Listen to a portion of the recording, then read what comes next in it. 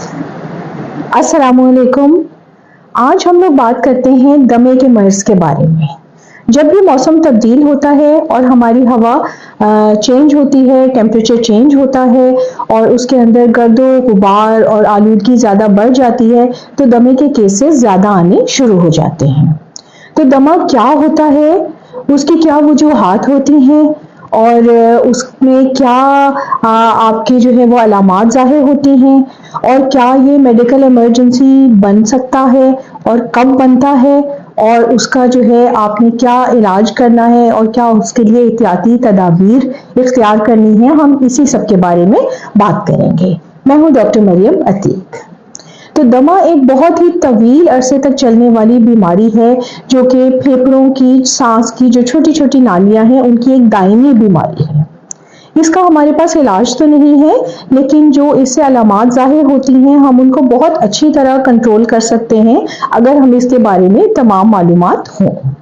तो इसमें सांस की जो छोटी नालियां हैं इनमें सोजिश हो जाती है और इस सोजिश की वजह से जो है वो सांस लेने में दुश्वारी पैदा होती है। जो सांस की नालियां हैं उनमें अगर इतनी जगह है सांस की हवा जाने की तो वो उससे सिकुड़ के थोड़ी सी छोटी हो जाती हैं।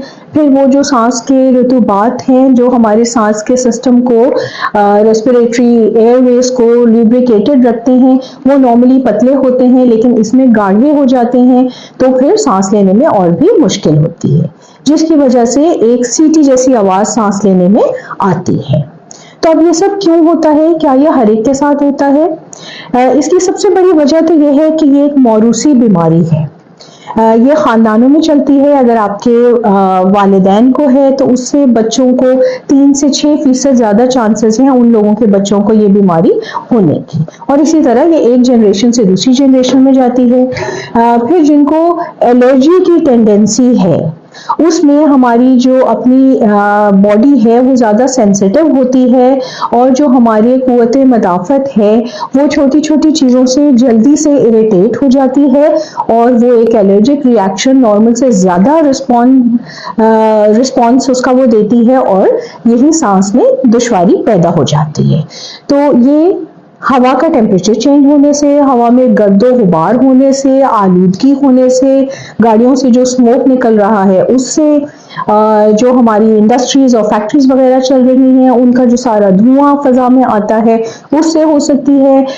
जब ये फिजा के मौसम में फूल वगैरह जो है वो झड़ रहे होते हैं, उनका बहुत सारा पोलन होता है, हवा में नए निकल रहे होते हैं, तो उन पोलन की इरिटेशन से भी ये एलर्जी ट्रिगर हो सकती है। इसी तरह से जो लोग सिगरेट नोशी करते हैं उनके अंदर, जो शराब नोशी करते हैं उनके अंदर एयरवेज जल्दी से इरिटेट हो सकती हैं, उसमें भी ये हो सकती है। फिर अगर हमें नज़ला, खांसी, जुकाम, बुखार एक नॉर्मल चल रहा है तो उसमें भी जिन लोगों की एलर्जिक रिस्पॉन्सेज ज़्यादा होते हैं, जिनके अंदर ये आ रहा है खून के अंदर, तो उनको दमे के अटैक हो सकते हैं।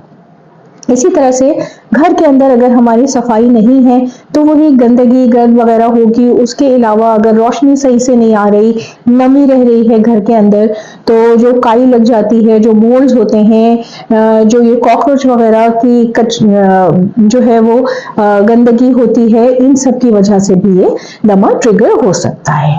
और अगर हमारा वजन जो है वो जरूरत से ज्यादा है, यानी हम ओवरवेट हैं, तो भी हम इसका शिकार हो सकते हैं। बचपन में जो होता है वो मोस्टली मौरूसी होता है, उनमें एलर्जिक टेंडेंसी ज्यादा होती है, उनकी आईजी एंटीबॉडीज बढ़ी हुई होती हैं।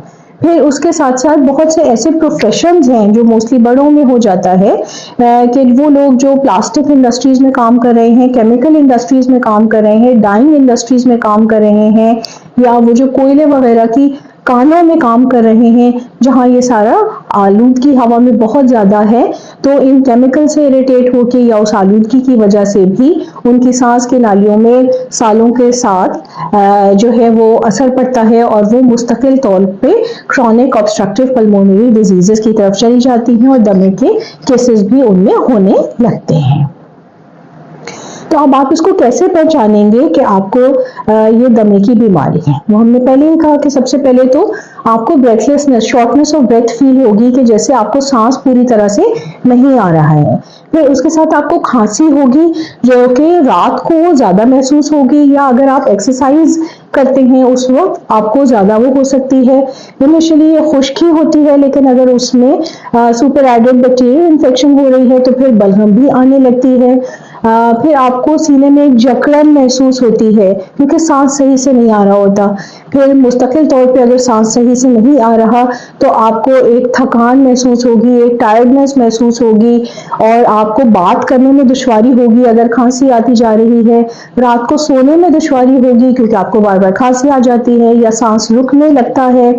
تو ان ساری چیزوں کے ساتھ ساتھ جو ہے آپ کو یہ ایک سیٹی بجنے کی خاص آواز سنائی دے گی.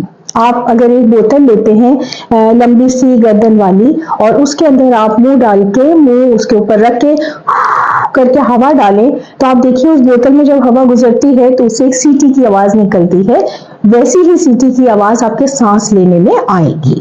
اور اگر یہ بہت آپ کا ایک ایکیوٹ اٹیک ہو رہا ہے تو پھر آپ کا جو ہے وہ سانس کی جو رفتار ہے وہ مور دین 30 بریتھس اے منٹ ہو جائے گی. آپ کی جو دل کی دھڑکن ہے وہ مور دین 120 بیٹس پر منٹ ہو جائے گی. اور آپ نارملی جب سانس لیتے ہیں تو آپ کو پتہ بھی نہیں چلتا، لیکن اس کیس میں آپ اپنے جو ہے وہ extra muscles, accessory respiratory muscles کو استعمال کرنا شروع کر دیں گے، جس میں سب سے پہلے یہ ناک کے مسلز ہیں.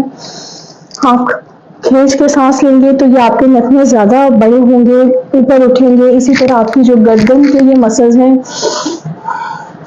آپ ایفرٹ لگائیں گے تو یہ آپ کے زیادہ پرومیننٹ ہو رہے ہوں گے. اسی طرح آپ کے جو چیسٹ پہ مسلز ہیں وہ بھی آپ کے زیادہ ہل رہے ہوں گے، اور جو آپ کی ربس کے درمیان جو مسلز ہیں، انٹرکوسٹل مسلز ہیں، وہ اندر کی طرف کھنچ رہے ہوں گے. تو یہ سب علامات ظاہر کرتی ہیں کہ آپ دمے کے اٹیک میں ہیں، اور جو ہے کس وقت یہ اٹیک بہت زیادہ ہے. آپ کو یہ بیماری اکثر لوگوں کو شروع سے ہو رہی ہوتی ہے، اور آپ ڈاکٹر کے پاس جاتے ہیں تو وہ آپ سے ڈفرنٹ ٹیسٹ کرائیں گے. آپ کو اسپائرومیٹری کا ایک ٹیسٹ ہوتا ہے جس میں وہ دیکھتے ہیں کہ کتنی ہوا آپ اندر لے کے جا رہے ہیں اور کتنی آپ کی باہر نکل رہی ہے. اس حساب سے آپ کے لنگ کا فنکشن ڈٹرمن ہوتا ہے اور آپ کو دوائیاں ایڈوائز کی جاتی ہیں. سب سے پہلے یہی اینٹی الرجیز وغیرہ آپ کو دی جاتی ہیں تاکہ آپ کی جو ہے وہ رطوبات وغیرہ پتلی رہیں، موٹی ہی نہ ہو، سوزش ہوگی نہیں. پھر ناک میں ڈالنے والے آپ کو اسپریز دیے جا سکتے ہیں. ان میں آپ کو جو ہے وہ سمپل ڈیکنجیشن اسپریز بھی ہو سکتے ہیں. اگر کیس زیادہ آپ کا خراب ہے تو آپ کو اسٹیرائڈز والے اسپریز دیے جاتے ہیں تاکہ یہاں سے بھی سوزش نہ ہو اور ہوا آسانی سے اندر جائے. اسی طرح آپ کو پینے کے لیے یا تو لکوڈ سرپ دیے جاتے ہیں اگر آپ بچے ہیں، یا آپ کو ٹیبلٹس دی جاتی ہیں جن میں کہ برونکو ڈائلیٹرز ہوتے ہیں جو کہ سانس کی نالیوں کو کھولتے ہیں. پھر اسی طرح آپ کو بلغم کو پتلا کرنے والی دوائیں دی جاتی ہیں. کیس اگر زیادہ ہے اور لگتا ہے کہ بہت لمبے عرصے تک آپ کو اس دوا کی ضرورت پڑے گی تو وہ باقی جسم پہ اثر نہ کرے، تو اس کے لیے آپ کو نیبولائزرز اور انہیلرز دیے جاتے ہیں جو کہ ڈائریکٹلی ان دواؤں کو آپ کے ناک منہ میں ڈال کے اور سانس کی نالیوں تک لے جاتے ہیں. تو بچوں کے لیے بہت بہترین رہتے ہیں، باقی جسم ان کے اثر سے محفوظ رہتا ہے اور یہ صرف اپنی جگہ پہ جا کے کام کرتے ہیں. تو آپ نے ڈاکٹر سے رجوع کرنا ہے اور اس کی جو پراپر ادویات ہیں وہ آپ نے استعمال کرنے ہیں. پھر آپ نے اپنی طرف سے جو احتیاطی تدابیر ہیں وہ یہی ہیں کہ جی گرد میں، آلودگی میں باہر جاتے ہوئے آپ ماسک کا استعمال کریے. اگر کہیں بہت مٹی ہو رہی ہے یا آپ اپنے گھر میں جھاڑو دے رہے ہیں یا آپ کے گھر کے باہر لگ رہا ہے تو آپ جو ہے وہ گیلا تولیہ لے کے اپنے منہ اور ناک پہ رکھیں تاکہ ساری فیومز ان کے اندر رہ جائیں اور سانس لینے میں آسانی ہو. اسی طرح ناک کے اسپریز وغیرہ جو دوائیاں آپ کو دی ہیں وہ استعمال کیجیے. نارمل سیلائن کے ڈراپس آپ استعمال کیجیے. کھانا اچھا کھائیے تاکہ آپ کی قوت مدافعت بڑھے. موسم کے جو پھل ہیں، جو سبزیاں ہیں وہ بہت ضروری ہیں. پھل سبزیاں سب آپ کے لیے بہت ضروری ہیں، وہ آپ کی قوت مدافعت کو بڑھاتے ہیں. اگر آپ سگریٹ نوشی کرتے ہیں تو اس کو بند کیجیے، اپنا الکوہولزم کو ختم کیجیے. آپ کا ویٹ زیادہ ہے تو اس کو کنٹرول کیجیے. جن لوگوں میں ٹینڈنسی ہے زیادہ تو وہ جو ہے اپنا وزن کم کریں جس میں الرجک ٹینڈنسی ہے. تو ان سب باتوں کا جب آپ خیال رکھیں گے، اپنی نیند پوری کریں گے اور احتیاطی تدابیر کو فالو کریں گے تو آپ اس بیماری کے مضر اثرات سے بچ سکیں گے۔ تو اپنا بہت خیال رکھیے اور صحت مند رہیے، ہر موسم کو انجوائے کیجیے اپنی صحت اور تندرستی کے ساتھ۔ پھر انشاءاللہ ملتے ہیں کسی اور اچھے سے ٹاپک